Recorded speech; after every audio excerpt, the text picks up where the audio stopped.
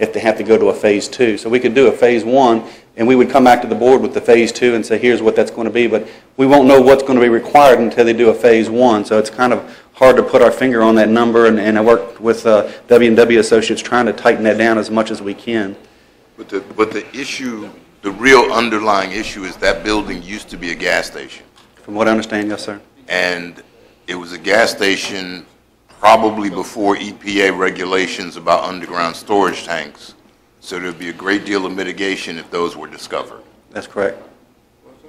I guess the other thing is the building was a rescue squad building. We obviously don't have a frog level rescue squad anymore.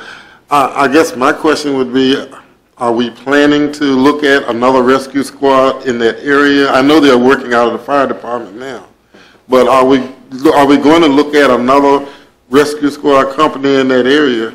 And if so, you know, I don't know that we want to.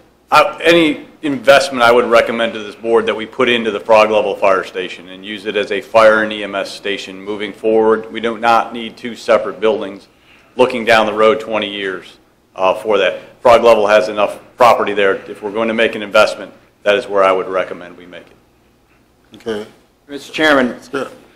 you know, that area is well received with fire and rescue. We do not have a lot of venue in that area or facilities to utilize for the sheriff's office, and we thought, especially this day and time, it would be good for us to interact with the public down there. You can have events there, but and what he's saying, we could probably do them at Frog Level Fire Department as well, but we thought it would be a good venue for us to kind of integrate in that area to try to have a positive influence on the community. So that was our position of it. We have a lot of events for people and stuff of that nature. So, Do we need to make a decision on this now, or is this something we want to think about and talk about? Okay. Mr. Chairman, I do have two other points I guess we can bring up. One is the county did make around a $45,000 investment in that facility. The last 2 years, the rescue squad was in operation. The old automotive area was redone. Concrete was poured in there. Quite a bit of electrical work was done, bringing that back up to a standard. Some work was done on the plumbing and HVAC work. We've invested about $15,000 into the connecting to the county sewer system. A new well was dug, a deep well. So there has been quite a bit of investment of county money into that facility over the past 2-3 years before it closed.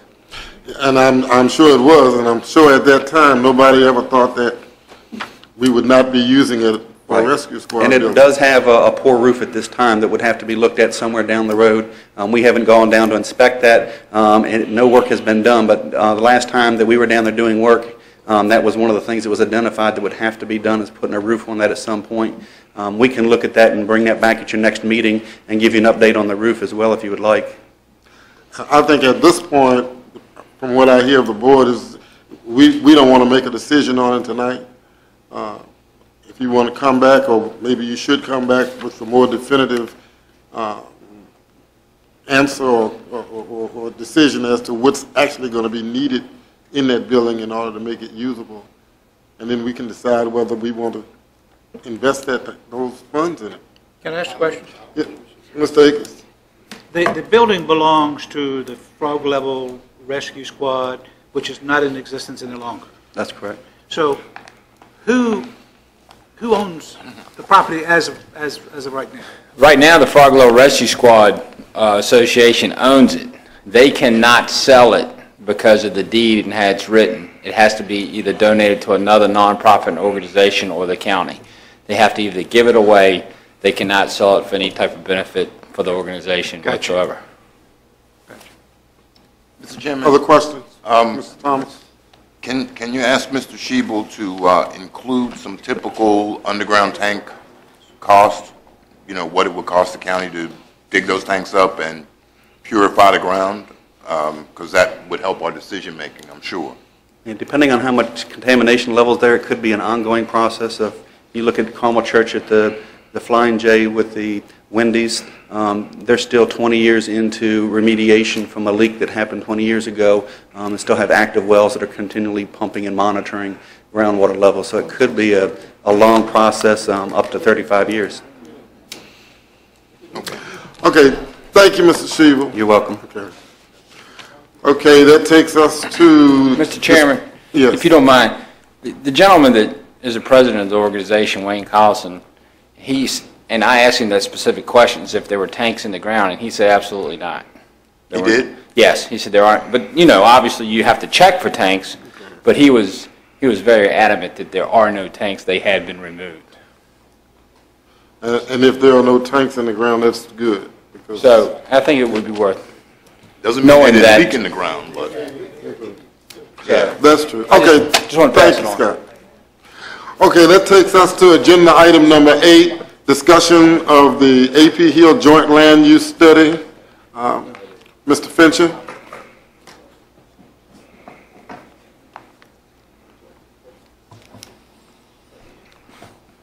I hope all the board members have had a chance to read the study and are up to date on all the recommendations. We previously presented the Fort AP Hill Joint Land Use Study to the board and just provided you a copy of the study and just gave you a brief overview. Wanted to update the board tonight, give you a little more background information on the study, update the board on what the other localities have done. As I mentioned at the first meeting, this is probably a fairly unique study in that the final document has an individual chapter for each entity that participated in the study. Most studies have come out with a joint recommendations, joint resolution on adopting the entire document and proceeding forward. At the end of the day, all the participating entities in this study felt that it was better that each entity come forward with a detailed discussion of the county, the town, the fort, missions, operations, etc., and come forward with their own recommendations that they would agree to go forward with in working with the other communities and Fort AP Hill in protecting the mission of the fort. I will tell you that trying to get all the entities in the fort to agree on a common set of goals, recommendations, policies, and actions was not achievable.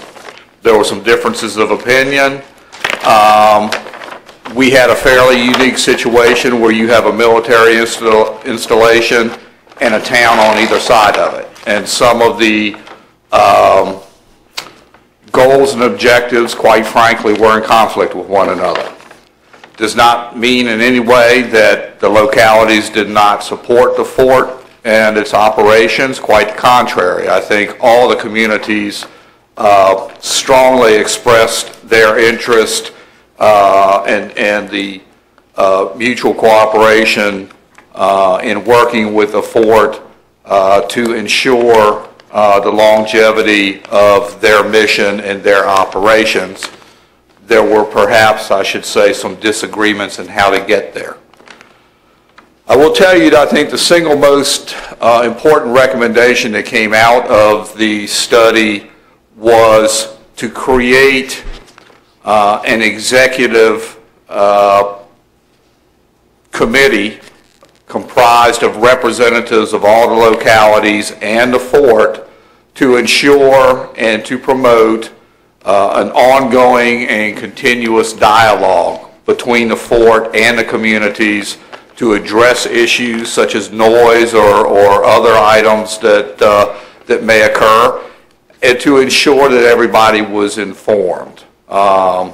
If something happened on base or off base that needed to be discussed, this executive steering committee would be the avenue to ensure that issues are discussed in a timely manner and everybody is informed as to what's going on.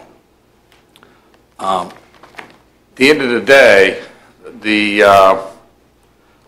there are a number of recommendations for each community as well as the fort in terms of what the communities in the fort, timing. We looked at short-term, mid-term, long-term, supporting certain ideas such as a real estate disclosure. If you can get language through the General Assembly that addresses the real estate disclosure issue, that's something that I think some of the community said, if you can get it through the state, then we would support it. But there were a lot of areas of disagreement, I think, that at the end of the day dictated that this was the approach that the committee felt comfortable with.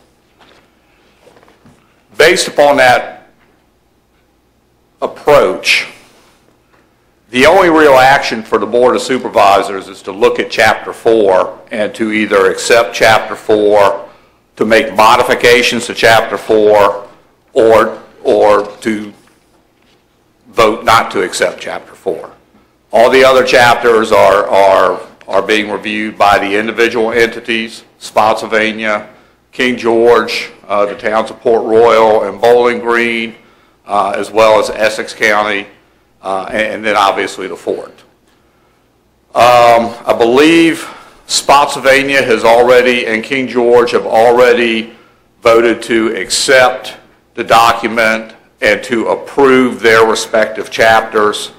I believe Port Royal and Bowling Green are pursuing the same path. Essex has indicated, I believe, to Mr. Manster that they do not intend to take any action on the report at all. With that, I'll address any questions that the board may have. Okay, and I'm sure the board may have some questions. I guess I served on that committee for quite a while, and I guess one of the concerns that I had, and I don't know whether the board feels this way or not, but to me, AP Hill costs us a lot of money. We have 77,000 acres in AP Hill that we don't generate any revenue from whatsoever. And even more so than that, when we start talking about development and industry as it encroaches AP Hill, there seems to be a want for them to be involved in the decision-making process as far as the county is concerned. Whereas on the other hand, when it comes to what happens in AP Hill, we have no control over it whatsoever. I was hoping that when we did this study, we were going to come up with some things that maybe we could do together with AP Hill that would be beneficial to the county as well as AP Hill. And so far, I've not seen that. Maybe it's there and I am interpreting it differently. But I don't see any advantage to Caroline County in what has come out of this study. When we begin to look at development, they, again, want to be involved in the decision-making process. But when they get ready to have burns like the one they had today, they didn't contact us. When they determine that certain industries may create problems for them as far as lighting and that kind of thing, or the development of houses or businesses close to the proximity of AP Hill, they want to talk about the impact that it has on them. But certainly when they make decisions to do things, we are not a part of that decision-making process. So, I mean, I guess we sort of agree to disagree. And I don't know which direction the board wants to go, but that was one of the concerns that I had. If the board asks questions or... I'd like to ask, Mr. Chairman, if I may, I'd like to ask Mr. Fincham. Actually, Caroline and Essex are the only two localities or counties that border AP Hill. And Essex has a little tiny area on 17. Why did Essex say they weren't going to acknowledge it or participate? Do you know? I don't have direct knowledge. One of the participating members was stopped participating after a period of time, about midway through the process. It's my understanding related to happenings in Essex County. And it's my understanding through discussing with other committee members that Essex, that they just felt that they were not going to make a recommendation one way or the other based upon internal issues. Okay, so it's probably their own internal political issues that are causing them to not participate rather than some event or circumstance of that nature. And it's only like if you're on 17, you're only in Essex for 5 minutes before you're away from it, so. All right, it just seems, I concur with your opinions, Mr. Chairman. It seems like it is a one-way relationship, but that is the nature of the federal government and local government, so. I will tell you that in working through this and understanding board concerns that have been expressed previously, I don't believe there are any recommendations in the Caroline County chapter that tie the board's hands in any way or commits the board to taking any actions that it would be uncomfortable with. I would also tell you that I don't think you need to vote on this tonight. If you want to look at the chapter some more, you have more questions, you want to fine tune it, I still think the opportunity is there. But staff is very aware of concerns that the board has expressed, and I don't believe there's anything in the recommendations that commits the board to programs that you might not want to participate in. The language was written, I guess I would say, very loosely. Mr. Fincham, even if we did approve what they're asking, my understanding is we are just approving the information, or, you know, approving basically for informational purposes. It's not really something that binds us to anything. Yeah, the first course of action was to the idea of creating this executive steering committee, which would have representatives from all the localities, from the Board of Supervisors, as well as AP Hill, basically as a body to ensure there's a flow of information amongst all the participating entities, and to look at programs, issues that the body or the participating members of the body wanted to discuss at that level. I think Mr. Seeley had a comment or a question. I guess I have one comment, and I think going to D.C. to talk about AP Hill and 77,000 acres, that a document like this needs to go in hand to show, well, and to show that, I mean, let me make no mistake about it, there's no expectation in these. It's develop a voluntary program, jointly study, encourage sound attenuation. There's no shalls, there's no you got to do.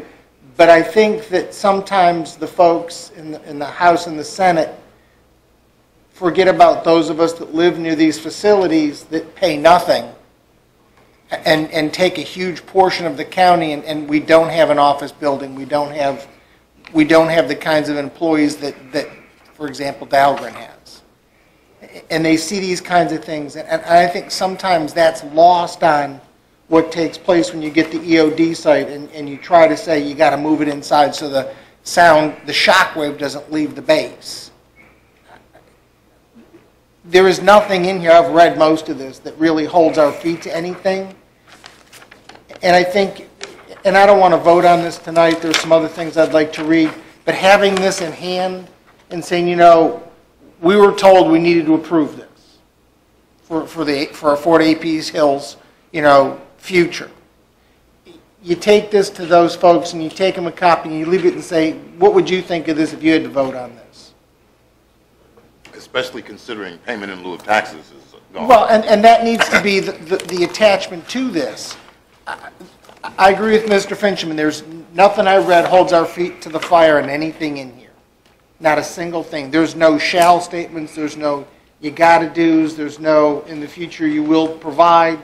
There's none of those kinds of things. So it's pretty benign. But I do think, again, with this in hand, going to D.C. may have an impact. Okay? But I'm not in favor of voting on this tonight.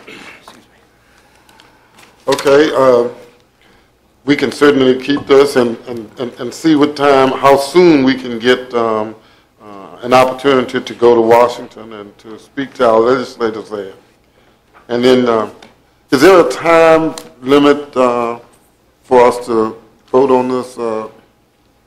I think the only limit is that the consultant's contract expires in the not-too-distant future to wrap this project up and to present the final document to DOD. And again, we may have to vote on this, Mr. Taylor and fellow board members, just so that you have this in hand and go, this is what we were handed, this is what we voted on, would you? There's nothing detrimental in here to us. But if Essex chose no action, I mean, we don't necessarily have to have action. I don't know what that means. That was, I guess the other question is, what if you did no action? What does that mean? Yeah, that's the point.